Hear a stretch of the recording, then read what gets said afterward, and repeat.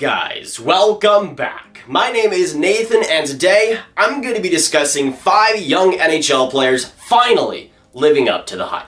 With lots of NHL players going for the draft and coming to the NHL age 20, 19, even 18 years old, you're bound to have some draft busts here and there, and players that quite frankly do not live up to expectations. But in today's video, I'm going to be spotlighting 5 players who are finally hitting their stride this season and are finally living up to expectations. So, which players do I think have lived up to the hype the most this year, and which players make my top 5? Watch till the end for all my rankings and opinions, and of course, hit that subscribe button if you're new. Now for today's video, I'm going to be mostly highlighting players that not just had hype in their draft year and when they were drafted, but players that had hype going into their prospect days and heading to the NHL that haven't had their stride until the past couple of seasons. And a good example of that is with our first player who has lived up to the hype completely this season. I have Kevin Fiala of the Minnesota Wild. Now the 23-year-old Swiss winger was drafted 11th overall back in 2014 by the Nashville Predators,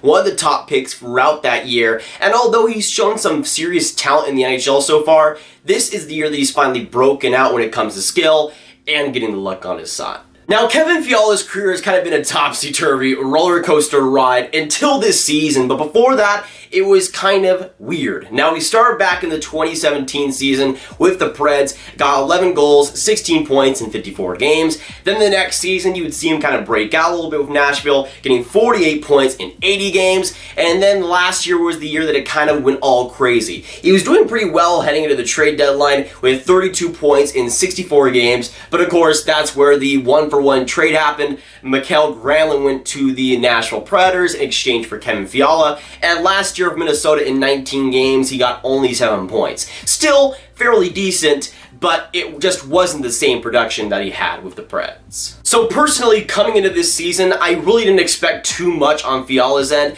just some good development in the offensive zone and to get more responsibility. But the first couple of months was really rough. He was just not getting any luck, but he also was just not producing whatsoever, and the ice time started to dwindle for him as more Minnesota players got more responsibility. But ever since the January, probably mid-December part of the season, Kevin Fiala has been one of the best players, not just on his team, but on the planet. He's been like a top 10 scorer since January, and the stats do back that up. In 64 games right now, he has 23 goals, 31 assists for 54 points. But if we're just taking into account the last 3 months, he has been one of the best players consistently as well. The consistency has been a big problem in his career, but in the last months or so, since the 2020 start, he has been absolutely dynamic.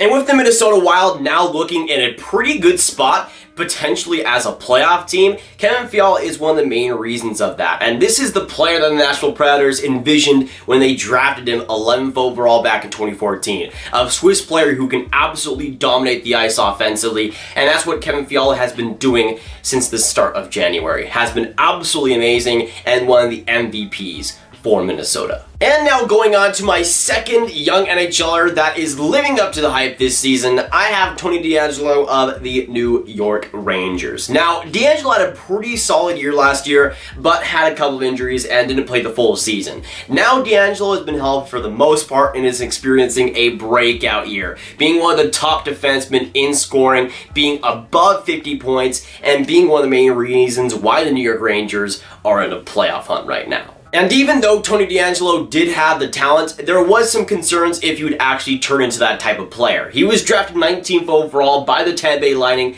back in the 2014 NHL draft, and if there's any career that's been kind of topsy-turvy, it's definitely been his. He was drafted by the Lightning and then got sent to the Arizona Coyotes, where he played a season there. Was actually pretty good with the Coyotes back in 2017, 39 games played and 14 points, but then was sent to the New York Rangers in a deal, and then in his first season with the Rangers in the 2018 season, got 8 assists and 8 points in 32 games, and almost played almost about as much AHL games as NHL games that year. And then the next season, he would improve quite a bit, thankfully, getting 30 points in 61 games and looking very solid. But there was always some concern if he would ever be healthy, and if he would be healthy, turn into a number 2 defenseman, which he has been for the New York Rangers this year. And this season, DeAngelo has turned into the player that Tampa Bay wanted him to be. In 67 games, he's gotten 15 goals, 38 assists for 53 points. And although the defensive side of the game is not all too amazing, the offense is what he was drafted to bring. Even as a defenseman, that's what Tampa Bay wanted. They traded him to Arizona, and then Arizona traded him to the New York Rangers. And for New York, I think they'll definitely take a guy that offensively is one of the best defensemen in the league, and that's been true throughout all of this season. But now moving on to my third young NHL player who is living up to the hype,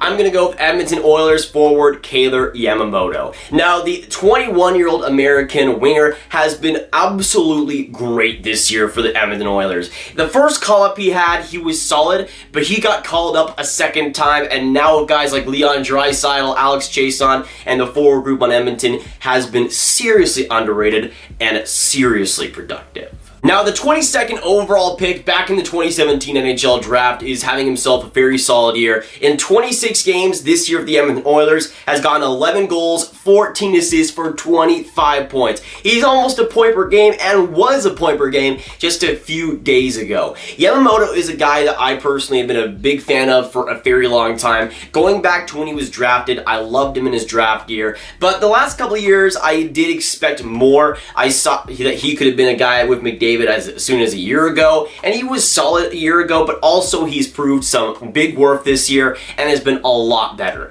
On the offensive end, it's obviously showing, and even though he is playing with Draisaitl, that is a lot to go with. But Yamamoto, since his second call-up, has been absolutely brilliant and is proving himself as an NHL regular. Last year was a year that he had some progress made, but still was not playing all that great. Had 2 points in 17 games, so I think it's pretty fair to say that this year has been insanely good, and now the 21-year-old is a regular of Edmonton and is looking to be a huge part of that forward core going forward. And now heading on to number 4, my fourth young NHL player finally living up to their hype. And at number 4, I have Juuse Saros of the Nashville Predators. Juuse Saros, but I say it's Juuse Saros because that's what he is at this point. The 24-year-old Finn was drafted 99th overall back in 2013, and even though he wasn't a first-round pick or anything, the hype he had leading up to the Nashville Predators, and especially in the last couple of years, has been very high. And he's really starting to get his groove now and has become Nashville's starter,